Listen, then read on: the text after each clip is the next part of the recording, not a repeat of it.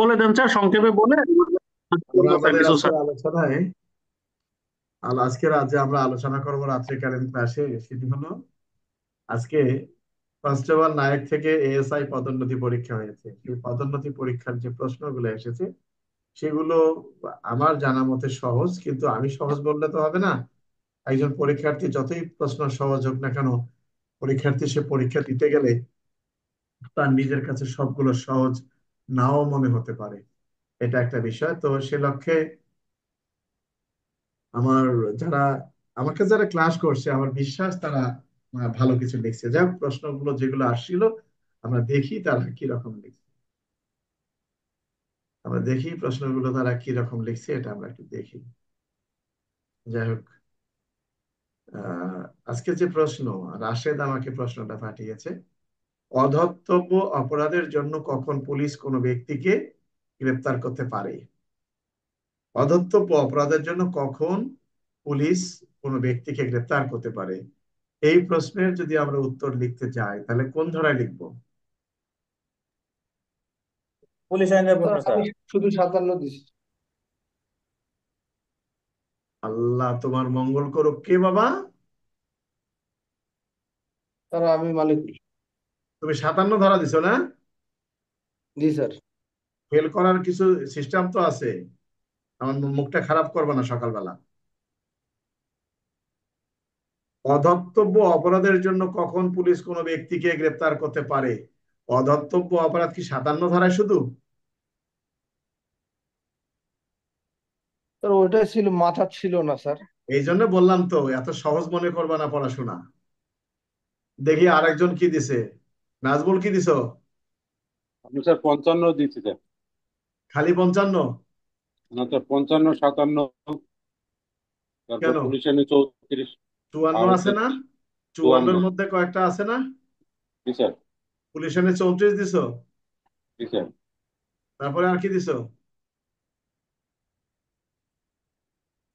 অধর্তব্য অপরাধে সুন্দর করে তো আমার প্রশ্ন দেওয়া আছে। স্যার, সহজ জিনিস পড়িনি স্যার। পড়ার লাগবে না আপনার। আমরা বুঝি তো আপনারা যে যারা প্যাটার প্যাটার বেশি করে তারা কিন্তু ধরা খায়। এটা আমার মেজাজ খারাপ হয় এখানেই। 3 জন পরীক্ষা দিছে তার মধ্যে এই অবস্থা। যাই হোক, অধর্তব্য অপরাধের ক্ষেত্রে সুন্দর করে আমার গাইডে লেখা ছিল। কি ফারুক আছে না? সঠিক ফারুক, সঠিক স্যার, 214 পৃষ্ঠায় দেওয়া আছে সুন্দর করে। 54, 2, 3, একটু 4, 5, 8, 24। এখানে 200 কত পৃষ্ঠা ফারুক? 214 পৃষ্ঠা। 214 পৃষ্ঠাতে দেয়া আছে যে পুলিশ বিনা 74 নম্বর। পরোয়ানায় গ্রেপ্তার করতে পারেন অধর্তব্য অপরাধের ক্ষেত্রে, এই তো নাকি? জি আচ্ছা, স্যার। এখানে দেয়া আছে অধর্তব্য অপরাধে কখন পুলিশ একজন ব্যক্তিকে বিনা পরোয়ানায় গ্রেপ্তার করতে পারেন। 54-2, 54-3, 4, 5, 7, 8 সবই দেখা। 565-3 ভালো কথা। 57 দিছে, একটা দিল। 124-6, 401, 401 34, 34-ক রেলওয়ে আইনের 132। এখানে কি কি সিআরপিসির কথা বলা হয়েছে? তাহলে বুঝতে হবে যে কোন আইনগুলো। এছাড়াও এছাড়াও পাসপোর্ট আইনের 4 ধারায়, এটাও আমলের, দুঃখিত, জুয়া আইনের 11 ধারায় বিনা পরোয়ানায় গ্রেপ্তার করা যায়। এখানে যে কথাটি যা ওটা আমরা নাই দিলাম। কিন্তু এই মেট্রোপলিটন আইনে যে সকল অপরাধ আছে সে সকল অপরাধ আমলের অযোগ্য। কি আমলের অযোগ্য না আইনুল? জি জি স্যার। স্যার, আমার লাগে। প্রশ্ন বলা হলো যে অধর্তব্য অপরাধে কখন একজন ব্যক্তিকে পুলিশ গ্রেপ্তার করতে পারেন। তাহলে ধারা কি আমার 57 আসবে না অন্য কোনো হলে আসবে, কোনটা? যে যেটা দিছে তার ব্যক্তিগত বিষয়। রাসেল, কোন ধারা দিছো তুমি? ও তা তুমি তো এডিএসআই। কে? নাজমুল? স্যার, বিনা পরোয়ানায় তল্লাশির ক্ষেত্রে পুলিশকে কি কি সাধারণ নিয়মাবলী অনুসরণ করতে হয় ব্যাখ্যা করুন। এটা কোন কোন ধারা বিনা পরোয়ানায় তল্লাশির ক্ষেত্রে? বিনা পরোয়ানা একশো তল্লাশি দিচ্ছি স্যার। একশো দিছে। পঁয়ষট্টি 166-3। আর 100 একশো আর দুই একশো তিন দুই 103 আর পিআরবি 280। আচ্ছা, আর কেউ কি 47 কিংবা 165, 166, 3 দিছো নাকি? 47 দিন এই স্যার। শোনো, প্রশ্নটা হলো প্রশ্ন লিখতে হবে যে সিআরপিসির নিম্নবর্ণিত ধারায় একজন পুলিশ অফিসার বিনা পরোয়ানায় তল্লাশি করতে পারেন। পুলিশ পরোয়ানা সহ হোক আর বিনা পরোয়ানায় হোক, যখনই কোনো তল্লাশি করুক না কেন, সিআরপিসির 102, 103 এবং পিআরবি 280 বিধি অনুসরণ করে পুলিশ তল্লাশি করবেন। পুলিশের এই তল্লাশিকে সাধারণত 3 ভাগে ভাগ করা হয়েছে: তল্লাশির পূর্বে, তল্লাশির সময়, তল্লাশির পরে। বিষয়টা ক্লিয়ার? জি স্যার। ঘোড়ার ডিম কি লেখছো আল্লাহ জানে, একটাও ওইভাবে লিখতে পারো নাই। কি কালাচান? স্যার, আপনি যে বলছেন আমি বই লিখছি, তবে 47 জায়গা দিচ্ছি না স্যার। হ্যাঁ, আপনি যেভাবে বলছেন এভাবে দিচ্ছি, তবে 47 জায়গা দিচ্ছি না। 47 না দাও, কিন্তু লেখছো তো কি? সাইফুল লেখছো? সাইফুল রংপুর? জি স্যার, 102 103 পিআরবি 280 অনুসরণ করে ওই বিষয়। কিন্তু তল্লাশির আগে, তল্লাশির সময়, তল্লাশির পরে সাধারণ নিয়মাবলী কি, মানে জি কি স্যার। নিয়ম অনুসরণ করে একটা স্থান তল্লাশি করতে পারেন বিনা পরোয়ানায়? তো পরোয়ানা বলে হোক আর বিনা পরোয়ানায় হোক, পুলিশ যখন কোন স্থান তল্লাশি করবেন, তল্লাশির সময় কিন্তু পুলিশকে কিছু আইন কানুন মেনে তল্লাশি করতে হয়। তো সেখানে কি বলা আছে? বিনা পরোয়ানায় তল্লাশি করতে গেলেও পুলিশকে সাক্ষীর উপস্থিতিতে তল্লাশি কাজ পরিচালনা করতে হবে। তো তল্লাশির কাজটাকে সাধারণত কি নিয়ম করা হয়েছে? 3 ভাগে নিয়ম করা হয়েছে: তল্লাশির আগে, তল্লাশিকালীন সময় এবং তল্লাশির পরে। কি আইনুল, আমি কি ঠিক বললাম না ভুল বললাম? 100 স্যার। না, কি মালিকুল, এটাও কি ভুল করছো নাকি? জি স্যার। মানে হ্যাঁ, একটু স্যার 165 দিছি, 66 দিছি, কিন্তু একশো ওই দুই 103 পিআরবি 280। ধারা দিয়ে তো লাভ নাই। তল্লাশির আগে, তল্লাশির সময়, তল্লাশির পরে করণীয়, এই বিস্তারিত কি উল্লেখ করছো?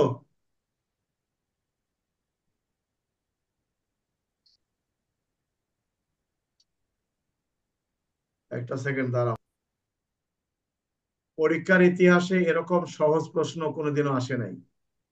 যদি কেউ পাশ করতে না পারো, তার যদি প্রমোশন নেওয়ার মতো সে যোগ্যতা তার না থাকে, সে জীবনে পারবে না, এটাই লাস্ট, সে যতই যা হোক না কেন। এরকম প্রশ্ন কোনোদিনও আসে নাই, কোনোদিনও। এই গত 30 বছরও এরকম সহজ প্রশ্ন আসে নাই পরীক্ষাতে। পরবর্তী প্রশ্ন: এজাহার বলতে কি বোঝায়? এজাহারে সাধারণত কি কি ত্রুটি পরিলক্ষিত হয়? এটা কত ধারা দিছো নাজমুল? 154 243। এজাহার বলতে কি বোঝায় লেখছো তো সুন্দর মতো নাকি? জি স্যার। আবার ওখানে আবার 35, 74 এগুলো দেওয়া নাই তো? না স্যার। না আচ্ছা, স্যার দিন। না স্যার। এজাহারে সাধারণত কি কি ত্রুটি বিচ্যুতি পরিলক্ষিত হয়? কি লেখছো এটা? এটা লিখছে স্যার, মামলার নাম্বার যদি না থাকে স্যার, ঘোড়া ডিম, তারপর স্বাক্ষর। তোমাকে লিখতে হবে ত্রুটি বিচ্যুতি পরিলক্ষিত হয় কি। অনেক সময় ঘটনার তারিখ ও সময় উল্লেখ থাকে না, জি স্যার, ওইটাই বাদীর লিখছে নাম স্যার। থাকলেও বাদীর পিতার নাম থাকে না, বাদীর ঠিকানা থাকে না, আসামির বয়স থাকে না, কিভাবে অপরাধটি সংগঠিত হয়েছে তার বিস্তারিত কে বিবরণ কখন উল্লেখ কিভাবে থাকে না। করলো স্যার, তার বিবরণ না থাকলে, তারপর চুরি যাওয়া মালামালের সঠিক ইয়ে না থাকলে স্যার। এই জন্য তো কথাটা বললাম যে আমি পড়াবো একরকম, তোমরা পড়বো আর রকম। কারণ তোমরা পড়ছো হলো গাইড মুখস্থ করে গেছো, কিন্তু প্রশ্ন আসছে এজাহারে কি কি ত্রুটি বিচ্যুতি উল্লেখ থাকে। তোমাকে শুরু করতে হবে যে নিম্ন বর্ণিত বিষয়গুলো এজাহারে ত্রুটি বিচ্যুতি পরিলক্ষিত হয়। অর্থাৎ প্রশ্ন হলো যে এজাহারে কোন কোন ত্রুটি বিচ্যুতি গুলো পরিলক্ষিত হয়। তুমি লিখবা যে সিআরপিসির 154 এবং পিআরবি 243 বিধি পর্যালোচনা করে দেখা যায় এজাহারে নিম্ন বর্ণিত ত্রুটি বিচ্যুতিগুলি পরিলক্ষিত হয়। ঠিক এভাবে তোমাকে লিখতে হবে। ওই যে মুখস্থ করে যে গেছো, জাদুর বাক্স জাদুর বাক্সের মতোই লিখে দিছো। স্যার আপনার গাইডের যে 408 নম্বর পৃষ্ঠা এটা সুন্দর করে দেওয়া আছে। বাবা 8 নাম্বার দিয়ে কি করবি রে আমার এখানে? 408 দেশে 412 দেশ যদি না পড়ে আর আমার বই মেশিনে নেয়, আমার বই হবে। তোমাকে আমি কি বলছি যে ফারুক বইটা নিয়ে যাও একটু পড়ো। এজাহার জি কি, স্যার। এজাহারে কি কি বিষয়ে উল্লেখ থাকে এটা সুন্দর করে উল্লেখ করা আছে। এখানে অনেকগুলো বিষয় উল্লেখ করা আছে এখানে এজাহারে। এখানে তার মানে কি, দেখতে হবে এজাহার অবশ্যই আমলযোগ্য অপরাধ সংক্রান্ত হতে হবে, সেটাও তো থাকতে হবে এজাহারের মধ্যে। এজাহারের ঘটনা যদি থাকে যে আমার থাপ্পড় দিয়া পানিতে ফেলাই দিছে তাই বলে কি মামলা হবে? হবে না। এই বিষয়গুলো বুঝতে হবে। যাই হোক, এরকম সহজ প্রশ্ন জীবনে পাবাও না, আর সুযোগও আসবে না। আচ্ছা, আমলের অযোগ্য, আমলের অযোগ্য অধর্তব্য অপরাধ তদন্ত পদ্ধতি। যাহাই আমলের অযোগ্য তাহাই অধর্তব্য অপরাধের তদন্ত পদ্ধতি। কোন ধারা দিছো এটা নাজমুল? 101, 2, 3। 155। এটা হচ্ছে 155, 1, 2। আর আসামি গ্রেপ্তার করতে পারে না 155, 3। আচ্ছা, এখানে কি পিআরবি 254 দিছো? জি স্যার, দিছি। পিআরবি 268 দিয়েছে স্যার, পিআরবি 268। নন রেফার প্রসিকিউশন 254। আচ্ছা ঠিক আছে, তাও অসুবিধা নেই। 268 স্যার, পিআরবি। সুরথাল রিপোর্ট কি? একটি সুরথাল রিপোর্ট প্রস্তুত করতে কি কি তথ্যাবলী উল্লেখ থাকতে হয়? সুরতাল রিপোর্ট কত ধারা দিছো? 174, 299। 174। পরবর্তীতে কি আবার দিছো যে সিআরপিসির 174 এবং পিআরবি 299 বিধি অনুযায়ী এজাহারে সুরতাল রিপোর্ট প্রস্তুত করতে গেলে যে সকল তথ্যাবলী উল্লেখ করতে হয় তা নিম্নরূপ, এভাবে দিছো? জি স্যার স্যার। জি স্যার। এখানে কি দিছো? মৃত ব্যক্তির নামের কথা দিছো, তার বয়সের কথা দিছো, গোত্রের কথা দিছো। জি জি স্যার। স্যার আহ, যে অফিসার সুরতাল প্রতিবেদন প্রস্তুত করে তার নামের তার কথা দিছো। স্বাক্ষর। জি স্যার, জি তার নাম স্যার আসামির নামের স্বাক্ষর। কথা দিছো। শরীরে আঘাতের চিহ্নের কথা দিচ্ছ। জি স্যার। মানে বিস্তারিত এগুলো লিখছো নাকি? জি স্যার, এটা লিখছি স্যার। কি না, সাইফুল রংপুর কি লিখছো? স্যার মৃতদেহের বর্ণনা, সাক্ষীদের স্বাক্ষর, আরে তুমি এগুলো। তো এটা লেখছো, অনেক দুষ্ট লোক তো আমাকে ফোন দিছে, সরাসরি সুরতাল প্রতিবেদন প্রস্তুত করে ফেলাইছে। জি স্যার, অনেকে বলছে যে শ্রোতার প্রস্তুতি তৈরি করছে। নাজমুল তুমি হাসো, এই যে পড়ালাম এত বছর, আমি পড়ালাম মালিকুল, কালকে রাইতেও আমার জিজ্ঞাসা করলো বাঘ হাঁস কত কিছু করে বললাম, এগুলো আসে নাই রে, এগুলো পড়ো। সে মালিকুলেই আমলের অযোগ্য অপরাধে কখন বিনা পণায় গ্রেপ্তার করা যায় খালি 57 ধারা দিয়ে রাখছে। আর কোনো ধারা দেওয়া নাই নাকি মালিকুল? না 34। স্যার, আর কোনো দিন আছে স্যার। হ্যাঁ, বুদ্ধিজীবী তো, এক পাবা ওখানে। যাক, স্বীকারোক্তি লিপিবদ্ধ করার পদ্ধতি বর্ণনা করুন। ইহা কি সহযোগী আসামির বিরুদ্ধে প্রমাণ করা যায়? স্বীকারোক্তি লিপিবদ্ধ করার পদ্ধতি কোন ধারায় উল্লেখ করা আছে? 300 364। 364 364 স্যার। দিছি। পরেরটা 30 দ্বারা। কিন্তু কথাটা লিখতে হবে তো যে সিআরপিসির 164 ধারার জবানবন্দি লিপিবদ্ধ করার ক্ষেত্রে সিআরপিসির 364 ধারা অনুসরণীয়। দেখো নাই জি স্যার, এটা যে লিখছি স্যার। সেইখানে জবানবন্দি স্যার দিয়ে ওভাবে একশো শোনাতে দিছি স্যার। হবে, পরে শোনাতে হবে, তাকে বলতে হবে যে আমি যে বেস্টেড না, জি স্যার। জবানবন্দি দেন, তাহলে আপনার বিরুদ্ধে ব্যবহার হতে পারে। এগুলো তো সবসময় আমি বলছি, বলি নাই? জি স্যার। জি স্যার, এরকম পয়েন্ট গুলো। দেখতে স্যার পাচ্ছিলাম। 2টা ঘন্টা সময় কিভাবে যে গেল বুঝতে পারলাম না। দুই ওই তিনটা প্রশ্ন ওইভাবেই যাবে লিখতে মিয়া। লিখতে স্যার চলে গেছে 1 ঘন্টা। ওই হার্ডিস ব্রিজের ওখানে দাঁড়ায় দাঁড়িয়ে মহিলাকে চেহারা দেখলে পড়া মনে থাকবে না। এটা বাংলা আলাপ, পড়া একটা সাধনা। আমার মতো হতে পারবে না। আমাকে গত পরশুদিন বলছে যে জাতীয় ক্রীড়া পরিষদে অ্যাডক ইয়া কি জানি সার্চ কমিটির সামনে আপনাকে উপস্থিত থাকতে হবে। কটার সময়?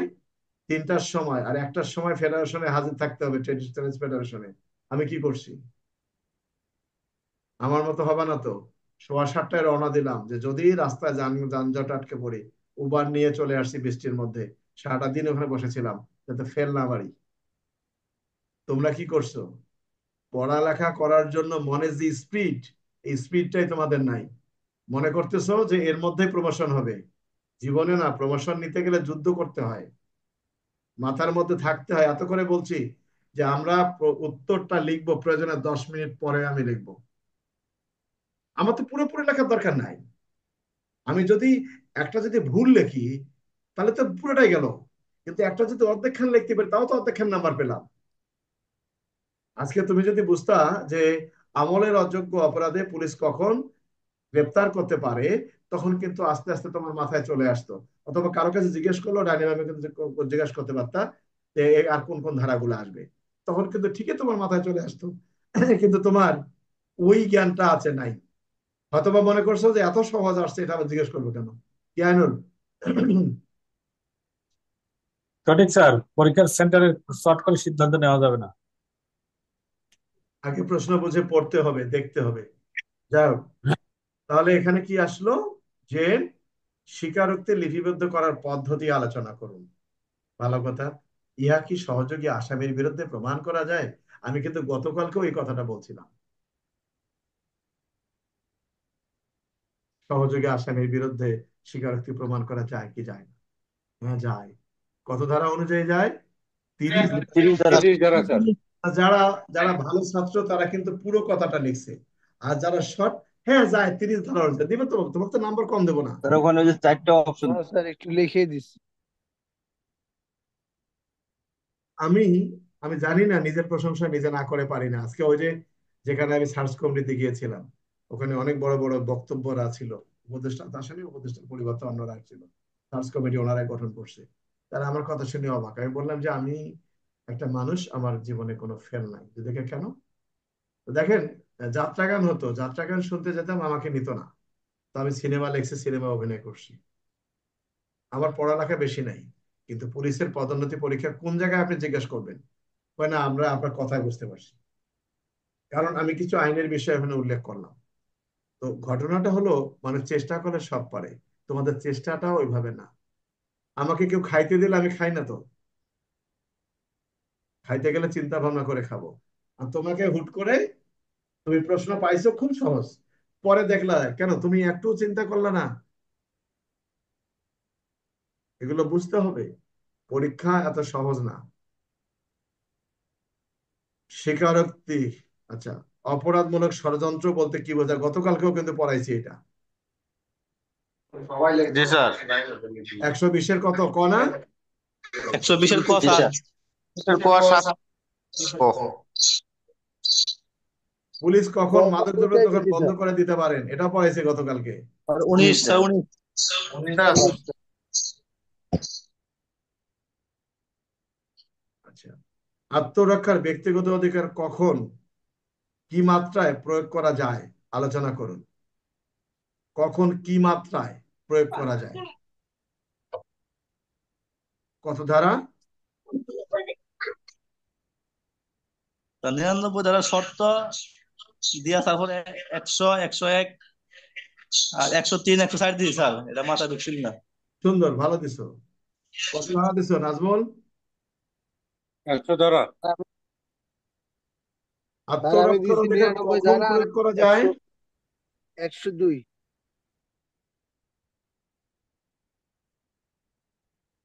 আত্মরক্ষার অধিকার কখন প্রয়োগ করা যায় নাজমুল, আইনুল? যখন হুমকি আসবে তখনই প্রয়োগ করা যায়। হ্যাঁ, 102। আত্মরক্ষার ব্যক্তিগত কখন কি মাত্রায় প্রয়োগ করা যাবে লিখবো। পেনাল কোডের 102 ধারায় উল্লেখ করা আছে, আত্মরক্ষার ব্যক্তিগত অধিকার তখনই প্রয়োগ করা যায় যখন কিনা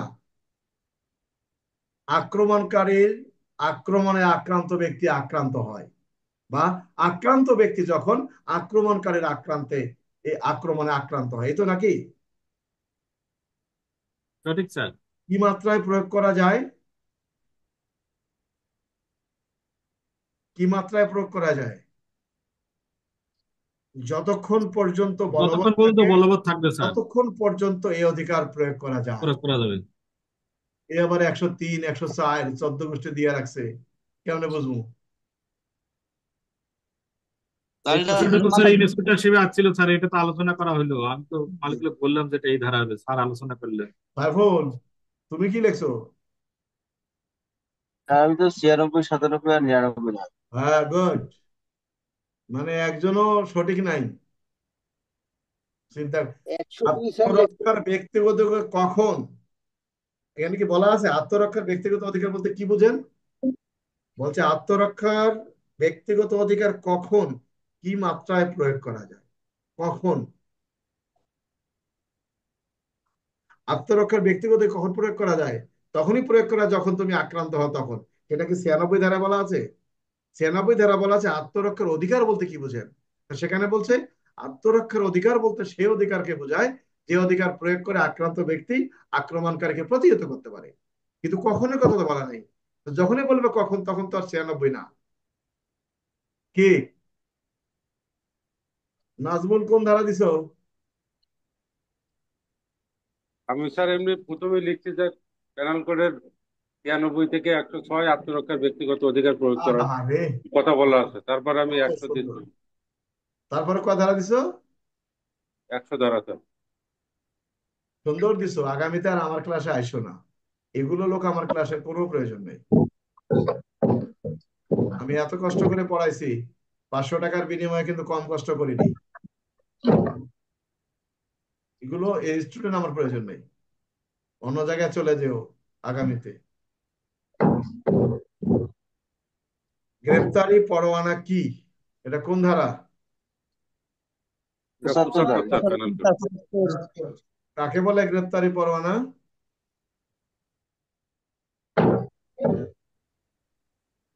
কাকে বলে গ্রেপ্তারি পরোয়ানা? কে? সব ফেল টু চেয়ারম্যান, এগুলো ভালো হবে না রেজাল্ট। আমি আগে বলে দিলাম, মন খারাপ করার কিছু নাই।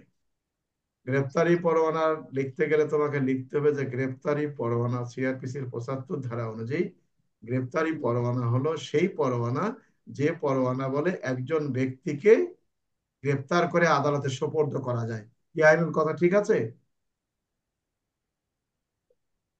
জি স্যার।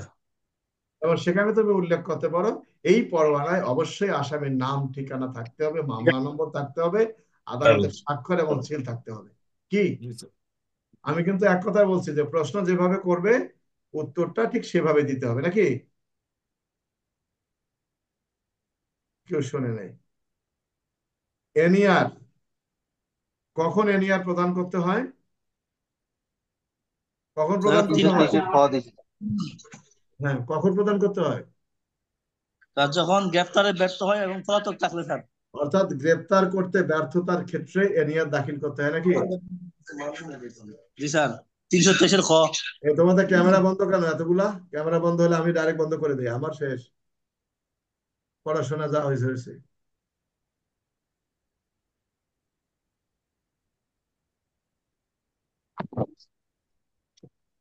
তাহলে আমরা যেটা দেখলাম এখানে, ফারুক, সহজ স্যার, প্রশ্ন এভাবেই কিন্তু মানুষ ফেল করে, তাই না? আর এখানে একটা বিষয় হচ্ছে যে আমরা তো 2020 সালের মানে সাপ্লিমেন্টারি পরীক্ষা হওয়ার পর থেকে আমরা আসলে ডাইভার্ট হয়ে গেছি।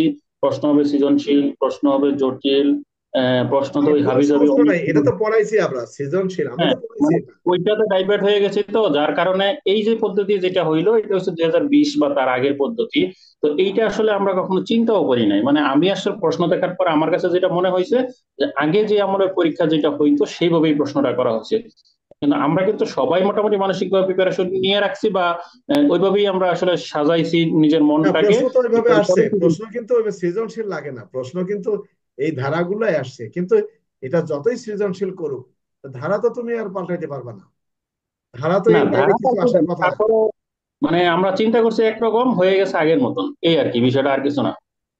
হ্যাঁ, তা এখন বিষয়টা হলো যে লেখার যে পদ্ধতি, যেমন যদি না বোঝে, মনে করো আগামীকালকে তাদের পরীক্ষা, আগামীকালকে হুম। সাক্ষ্য আইনের প্রশ্ন অবশ্যই আসবে। সাক্ষ্য আইন আসবে স্যার, জি স্যার, সাক্ষ্য আইন এবং আর মাইনরের থেকে।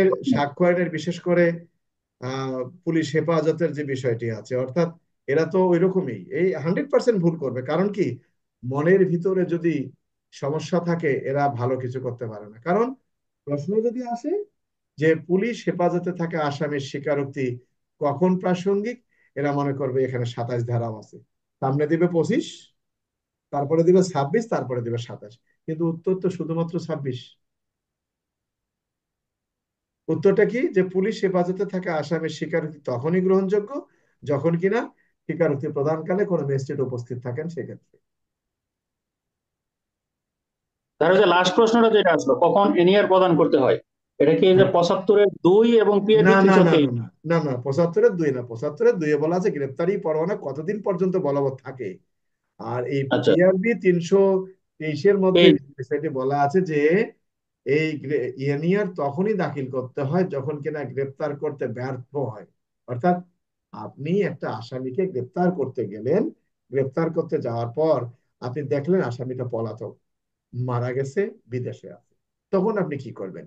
আপনি যে গ্রেপ্তার করতে ব্যর্থ হয়েছেন কোনো কারণে, অর্থাৎ সে পলাতক থাকার কারণে, মারা যাওয়ার, আপনি গ্রেপ্তার করতে পারেন, এটা আপনার ব্যর্থতা। তার মানে এই নয় যে আপনি অপরাধী, গ্রেপ্তার করতে ব্যর্থ হয়েছেন। তো গ্রেপ্তার করতে যেহেতু ব্যর্থ হয়েছেন, আপনার করণীয় কি?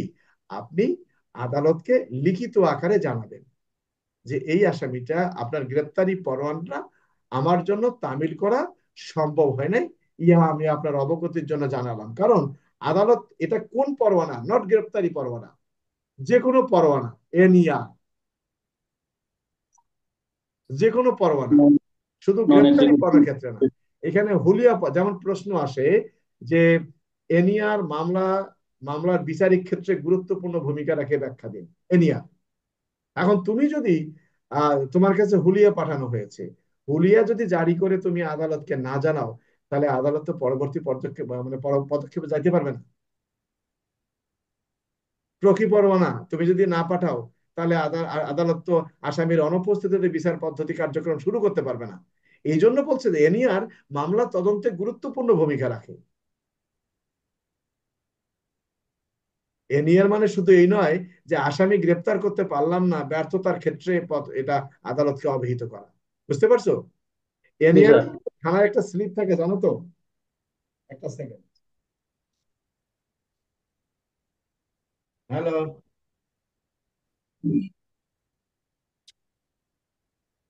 তাহলে আমরা এনিয়ার এর যে বিষয়টি, এনিয়ার কিন্তু শুধুমাত্র এর জন্য না। যাই হোক, আমরা আজকের আলোচনা আগামীকালকের ক্লাস যেটা আছে, যারা পরীক্ষার্থী তাদের উদ্দেশ্যে বলছি। সাক্ষ্য আইনের প্রশ্নগুলো এরকমই আসে। সাক্ষ্য আইনের প্রশ্ন আর একটা আমরা দেখতে পারি, এলিবাইটাকে আমরা দেখতে পারি। এলিবাই কাকে বলে, এলিবাই কি, এই বিষয়টা আমরা দেখতে পারি। এলিবাই, তো এলিবাই এবং আসামির যে, আমরা বলি যে আসামির অজুহাত, এলিবাইটা সম্পর্কে আমাদেরকে বুঝতে হবে যে সাক্ষ্য আইনের 11 ধারায় এলিবাই বা অজুহাত সম্পর্কে বলা হয়েছে। কিন্তু এই প্রশ্নটা আর এখন এভাবে আসে না। কিভাবে আসে? যে ক নামক ব্যক্তির বিরুদ্ধে আদালতে একটি হত্যা মামলার বিচার চলছে। ক নামক ব্যক্তির বিরুদ্ধে একটি হত্যা মামলার বিচার চলছে। ক, ঢাকার একটি আদালতে। ক আদালতে জানায় যে ক আদালতে জানায় যে ঘটনার দিন সে ঘটনাস্থলে উপস্থিত ছিল না। তাহলে এটা কি? তার একটা অজুহাত, তার একটা এলিবাই, সে যে ছিল না। তাহলে এই ক্ষেত্রে এই অজুহাতটা তাকে প্রমাণ করতে হবে, তার এইটা একটা তার অজুহাত। আমরা বলি না এত অজুহাত শোনা লাগবে না, আসল ঘটনা কি বল, আমরা বলি না কথা প্রসঙ্গে। এটা 11 ধারার বক্তব্যটা আমাদের জন্য প্রয়োজন। 4 ধারাটাও আমরা সাক্ষ্য আইনে দেখতে পারি। 4 ধারার যে বক্তব্যটা, অনুমান, আদালতের অনুমান, অনুমান অনুমান করিতে পারে। মানে এটা হলো আদালতে একটা মামলার বিচার চলছে। তো আদালত বিচারকালে কি মনে করবেন? আদালত কি বিচারটা মনে করবেন?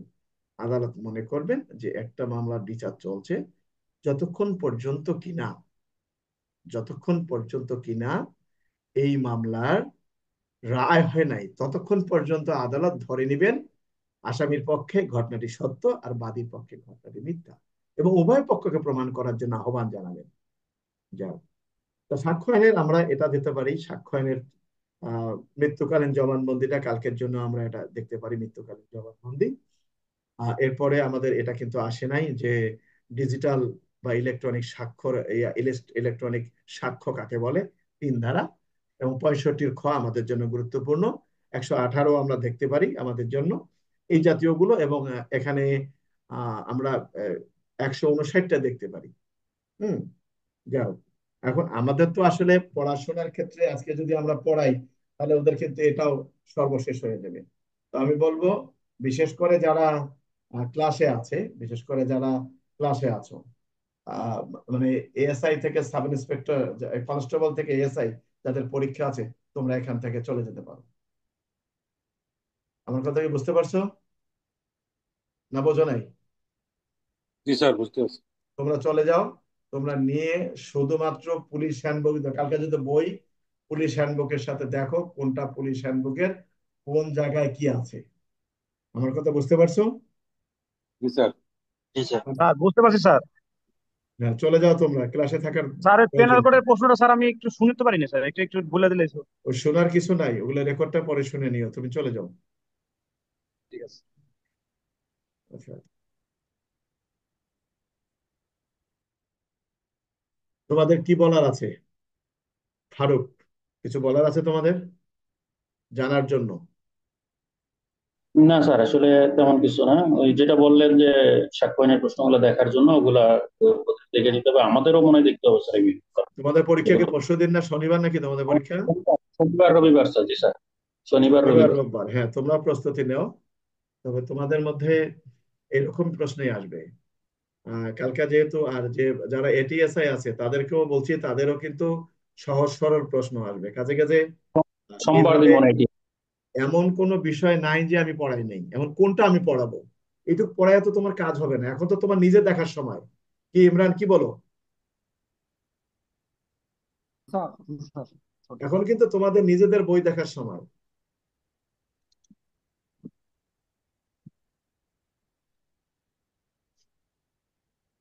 আমার কথা জি কি স্যার, বুঝতে পড়া পারছো? যা হয়েছে ওগুলাই আমরা একটু রিভিশন দেই। ঠিক আছে, তাহলে কালকে সকালে কি স্যার আর ক্লাস হবে না কালকে রাতে? সকালে আমরা ক্লাস নেব না, কারণ ওই যে ওই ওই শয়তান যেগুলো আছে আমার পরীক্ষার্থী, ওরা দেখা যাবে ঠিকই এসে হাজির হয়ে গেছে, কিন্তু ওরা তো বুঝতেছে না যে ওদের যে একটা, ওদেরকে মাথা রিল্যাক্স দিতে হবে। তো একটা ভালো ছাত্রের নিয়ম কি, এখন নিজের শুধু কোনটা কোনটা সংশোধনী করতে হবে। তবে ভারত, তোমাদের অস্ত্র আইনের কিছু বিষয় তোমরা দেখে নেবো। অস্ত্র আইন, মাদক, অস্ত্র আইন, মাদক, মানি লন্ডারিং, অর্থাৎ তোমরা যে স্টেজের পরীক্ষা দিচ্ছ, তোমাদের মামলা তদন্তের ক্ষেত্রে বিশেষ করে যে মামলা তদন্ত করতে গেলা, গিয়ে দেখলা যে তার অনেক অর্থ সম্পদের মালিক, তোমার করণীয় কি? বা তোমার ইয়ার করণীয় কি, কি জানি বলে, ওই, খননকারী আমাদের তদন্ত রিলেটেড প্রশ্নগুলোই মনে হয় আসবে স্যার।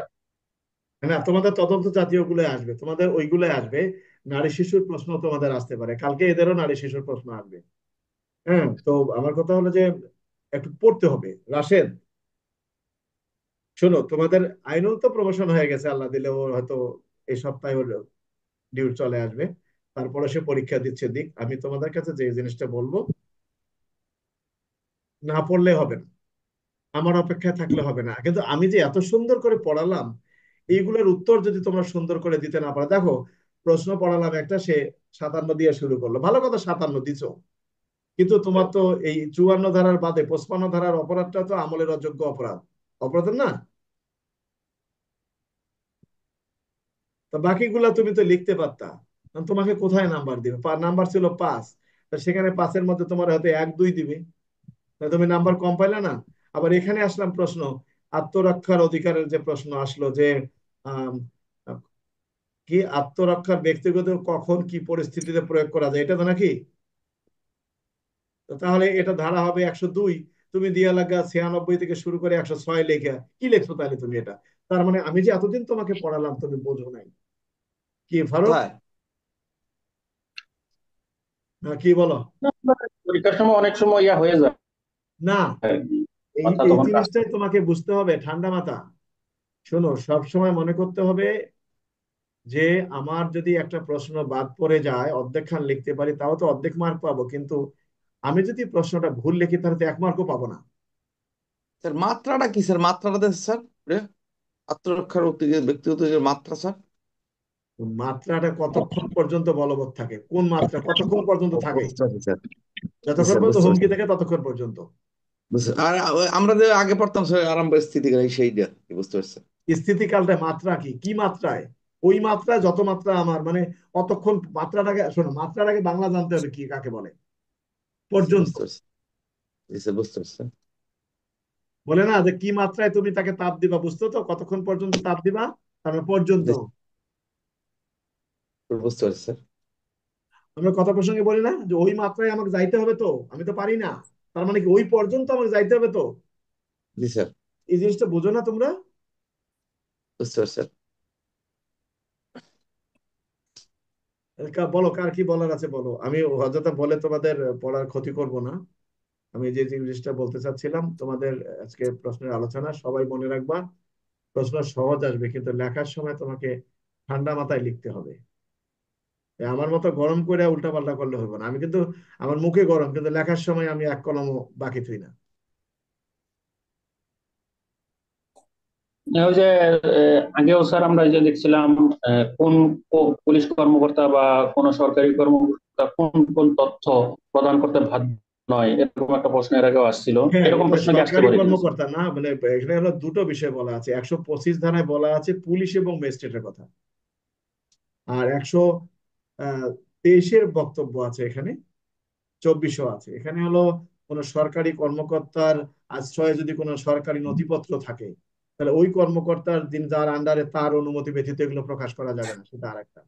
কিন্তু তোমাদের প্রশ্ন আসে 125 ধারাটা, যে পুলিশ কি কোনো অপরাধের তথ্য জানাতে বাধ্য, অর্থাৎ কিভাবে অপরাধের তথ্য জেনে তুমি এর কি জানি বলে আহ, তথ্য উদ্ঘাটন করেছো, মানে কিভাবে আসামিটাকে গ্রেপ্তার করেছো কিংবা কোন তথ্যের ভিত্তিতে তুমি তাদেরকে গ্রেপ্তার করেছো, এটা কাউকে বলতে বাধ্য না, এবং আদালতে বলতে বাধ্য করাও যাবে না।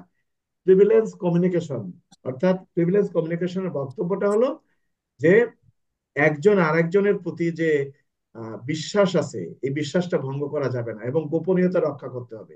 কেউ প্রকাশ করতে পারবে না এবং তাকে বলতে বাধ্য করাও যাবে না। বিষয়টাকে বুঝতে পারছো?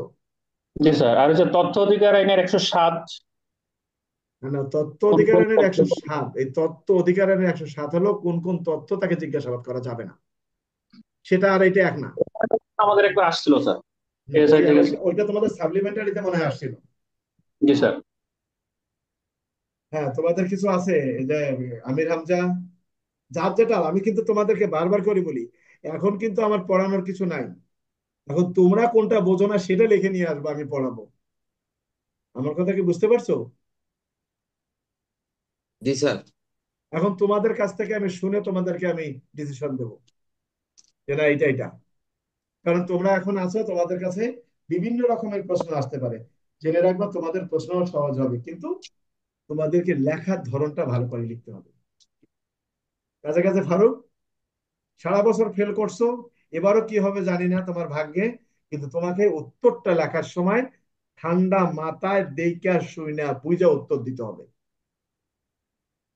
এই যে দেখো প্রশ্ন আসছে, অধর্তব্য অপরাধে, অধর্তব্য আমলের অযোগ্য, এই আমলযোগ্য, মানে এই আমলের অযোগ্য দেখা গেল আমলযোগ্য লিখে থুয়ে দিয়েছে 54। আমি তো প্রথম 54 ধারে মনে করছি, মানে দেখি না রে তো, মানে যখন প্রথম আমাকে প্রশ্নটা পাঠায় তারা ওরা মিটিং এর মধ্যে ছিলাম। আমার কথা কি বুঝতে পারছো? কি আর কিছু বলার আছে নাজমুল?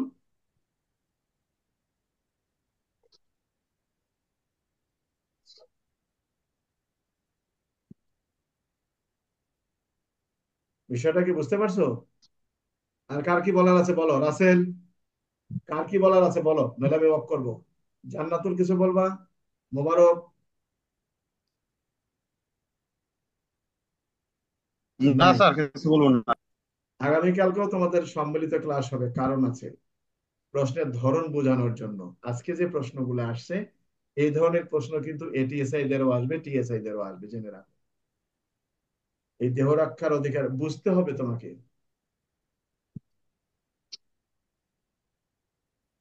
তো যদি কারো কিছু বলা না থাকে আমি শেষ করব। কোনো সমস্যা নাই, মন খারাপ করার কিছু নাই। নিজেরা এইভাবে বই নিবা, এইভাবে বই নিয়ে শুধু আন্দাজে উল্টাবা, অর্থাৎ কোনটা কোন চ্যাপ্টারে আছে এই ধারণাটা নেও। দেখবা যে অনেকগুলা প্রশ্ন তোমার হুট করে মনে চলে আসছে। আমার কথা বুঝতে পারছো? আর তাও না পারো, আমার গাইড রিডিং পড়ে যাও এমাতার মতো, তাও পাস করবা। একটা প্রশ্ন নাই যেটা আমার গাইড থেকে আসে নাই। কি ইন্সপেক্টর শিপে কে এবারে, কে আয় ফারুক? সরি স্যার, আমি সবগুলা পেজ নাম্বার মার্কিং করছি, সবগুলাই আছে স্যার। এবং ইন্সপেক্টর শিপে 2টা না 3টা প্রশ্ন আসেনি, সবগুলো আসছে। না, আজকের প্রশ্নগুলো সবার গাইডে আছে, এটা অযথা আমার ক্রেডিট দেওয়ার কিছু নাই। তারপরেও আমার গাইডে হয়তো বেশি পড়ছে আর কি, এই আর কি। অন্যান্য গাইডেও আছে। আর কেউ কিছু বলবা? শরীফুল,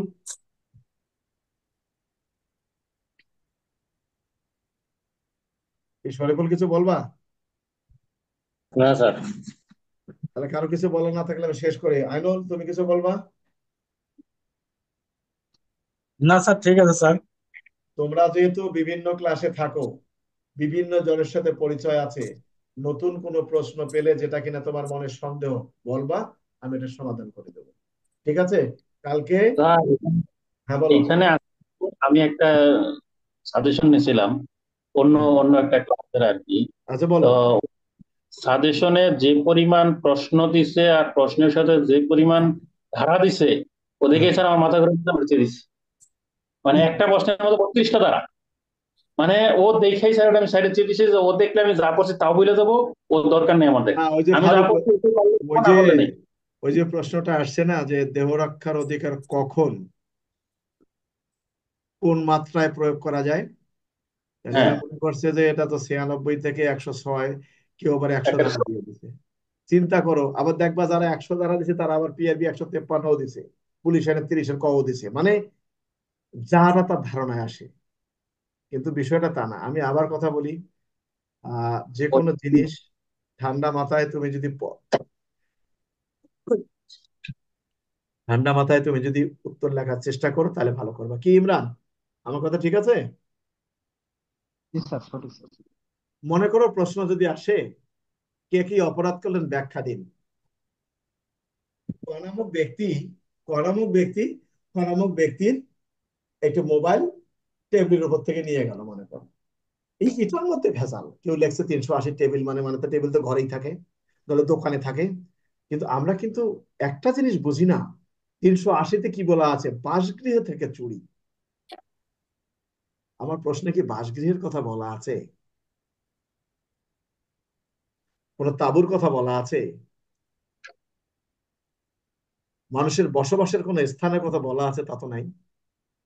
এখন কে লিখলো 379 ধারায় শাস্তিযোগ্য অপরাধ করেছে, কিন্তু আরেকজন লিখলো যে পেনাল কোডের 379 ধারায় উল্লেখ করা আছে যদি কোনো ব্যক্তি চুরি করেন, সেক্ষেত্রে সেই ব্যক্তির শাস্তি 379 ধারায় উল্লেখ করা আছে। আলোচ্য প্রশ্নে খনামক ব্যক্তির টেবিলের উপর থেকে একটা ঘড়ি বা নিয়ে যাওয়ায়, তার অজান্তে নিয়ে যাওয়া কিংবা তাকে না বলে নিয়ে যাওয়ায় তিনি পেনাল কোডের 379 ধারা অনুযায়ী শাস্তিযোগ্য অপরাধ করেছেন। এইটা যদি তোমার মাথায় না আসে তাহলে তুমি নাম্বার পাবা না। কি?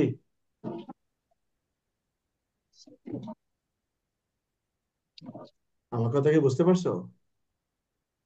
স্যার,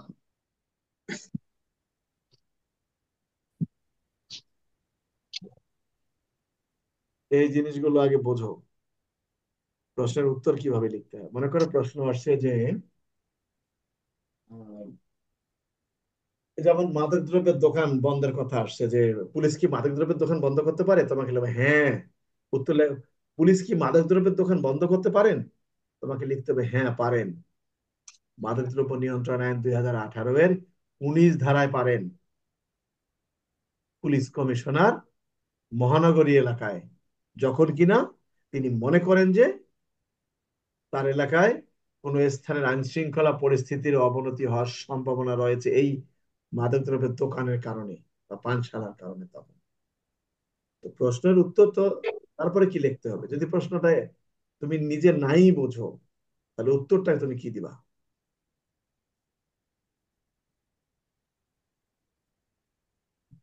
যাক, তা আমরা শেষ করি। কালকে সকালেও কোনো ক্লাস হবে না, আগামীকালকে রাত 9টায়। কালকে শুক্রবার না? আমরা তারপরেও জি আগামীকালকে স্যার। আমরা আগামীকালকে যেহেতু পরীক্ষার একটা সম্মিলিত ক্লাস নেব, ঠিক আছে? এই জন্য কালকে সকালে ক্লাসটা নেব না। তো সবাই ভালো থাকো, আমি টাইমটা জানিয়ে দেবো। ভালো থাকো সবাই। সবার জন্য একটা কথা, আন্দাজি বই উল্টাবা, বিশেষ করে সাক্ষ্য আইন যারা এএসআই থেকে সাব ইন্সপেক্টর দিবা, তোমাদের জন্য কিন্তু ভেজাল। তোমরা পড়বা কোনগুলো দ্বিমত যেগুলো সৃষ্টি করে, মাদকদ্রব্য, অস্ত্র কিংবা নারী শিশু, যেগুলো গন্ডগোল সৃষ্টি করে, কি এই অপরাধের সাথে ওই অপরাধ হলে কি হবে, এগুলো। কারণ তদন্ত সংশ্লিষ্ট বিষয় তোমাদের আসবে, কঠিন আসবে না।